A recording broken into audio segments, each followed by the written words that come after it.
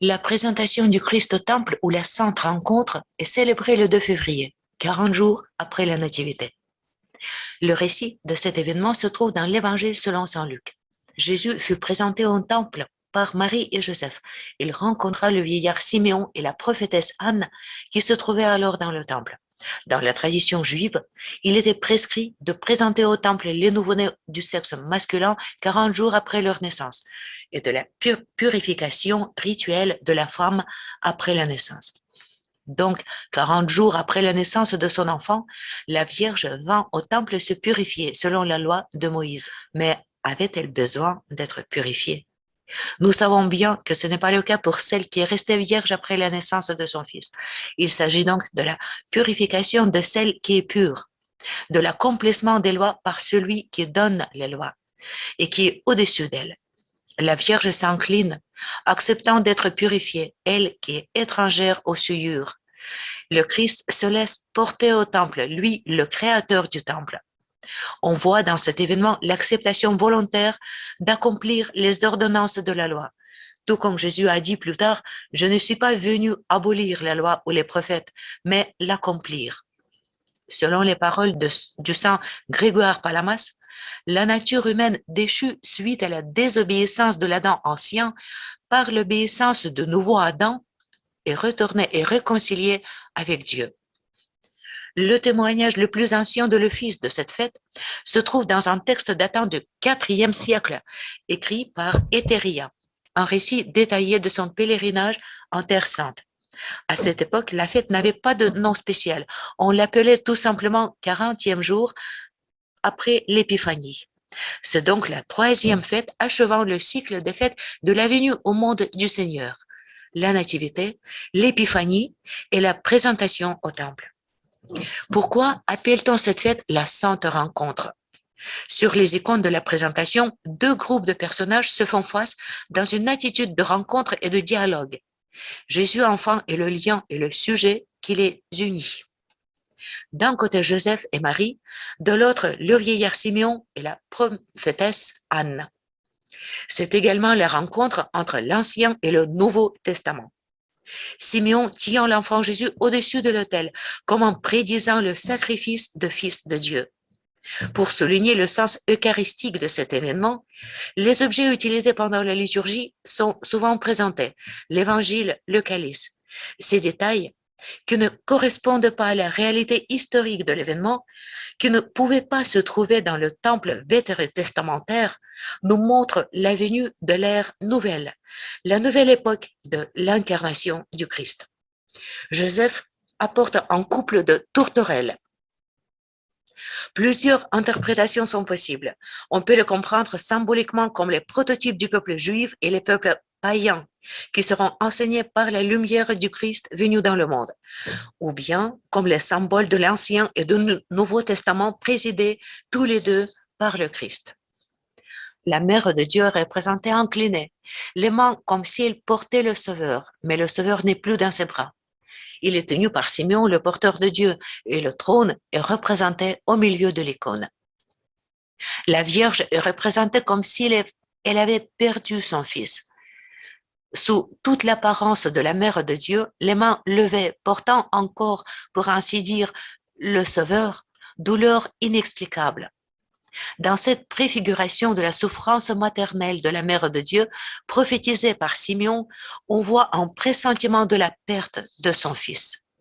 Prévoyant la lutte qui se déroulera autour du Christ venu dans le monde, car son enseignement deviendra une pierre d'achoppement pour beaucoup, saint Simeon a dit, s'adressant à la jeune Marie, « Et à toi-même, l'arme transpercera l'âme. » Ces paroles accompagneront tout le chemin de la croix de la Mère de Dieu, depuis les bébés innocents de Bethléem jusqu'à Golgotha.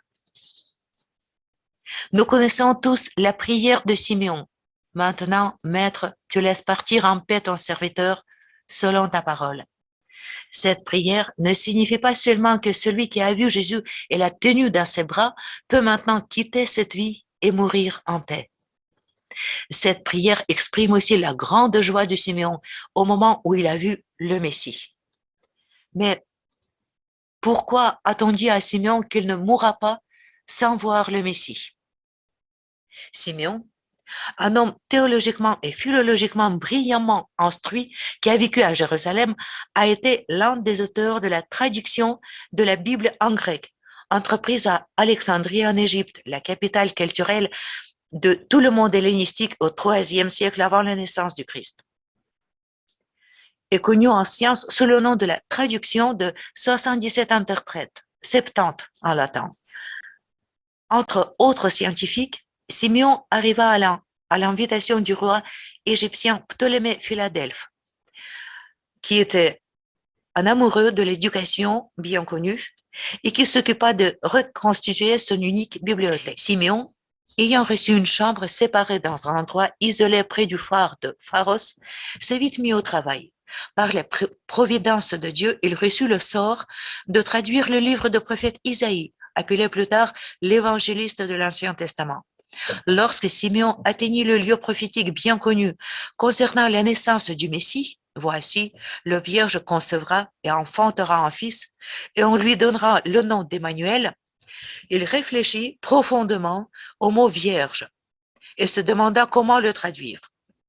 Selon cette légende, il voulait déjà gratter le mot Vierge et le remplacer par le jeune femme.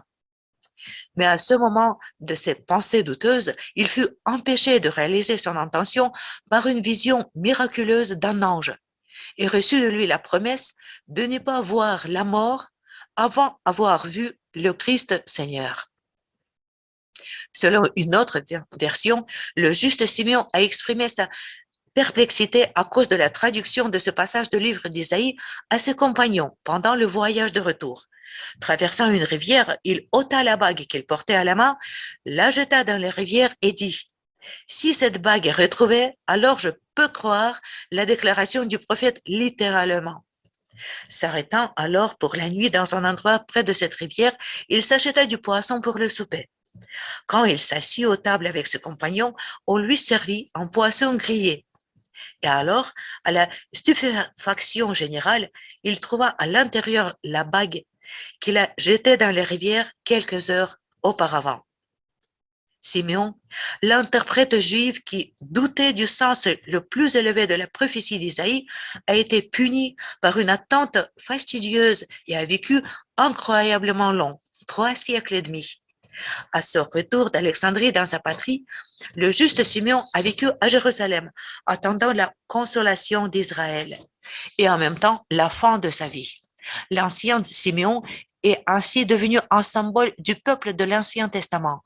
On comprend que le sens absolu de toute l'histoire du peuple d'Israël ne consistait que dans la préparation de soi-même et du monde païen environnant à une rencontre avec le Christ, le Fils de Dieu. Toutes les lignes du corps de Simeon sont retournées vers le Sauveur et forment le mouvement concave d'un vase qui reçoit la grâce. Et ses mains, humblement couvertes avec le bord de son vêtement, forment un trône. Voyant Dieu le Verbe incarné, Simeon demande le pardon et la mort. Il est rempli de joie. Mais pourquoi se réjouit-il de sa mort imminente? Pas seulement parce qu'il avait vécu plus de 300 ans et qu'il en était fatigué. Il est pressé de descendre en enfer et d'informer les prisonniers qui étaient enchaînés de la venue du libérateur du monde, le Messie. Il se dépêche d'annoncer à Adam et Ève et à d'autres qui languissaient en enfer le prompt salut à venir. Au XVIIe siècle, l'iconographie russe ancienne de la présentation deviendra plus détaillée et complétée par de nouvelles scènes.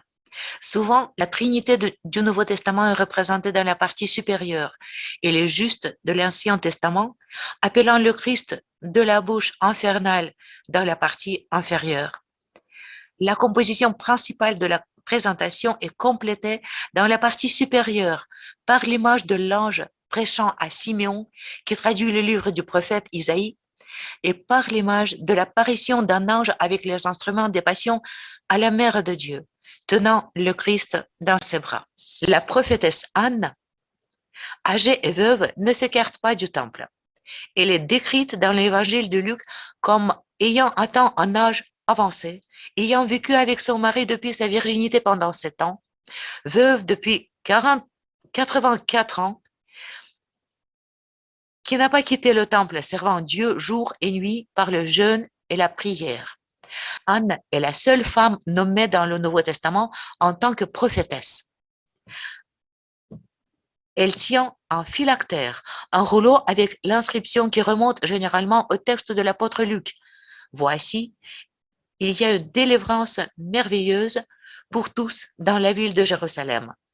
Ou bien, voici, la délivrance s'approche de tous les vivants.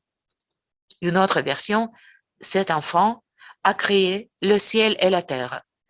Cette version du texte se retrouve aussi souvent sur les icônes de Sainte Anne, notamment dans une icône de la Mère de Dieu du XIe siècle qui se trouve dans le monastère de Sainte Catherine au Sinaï.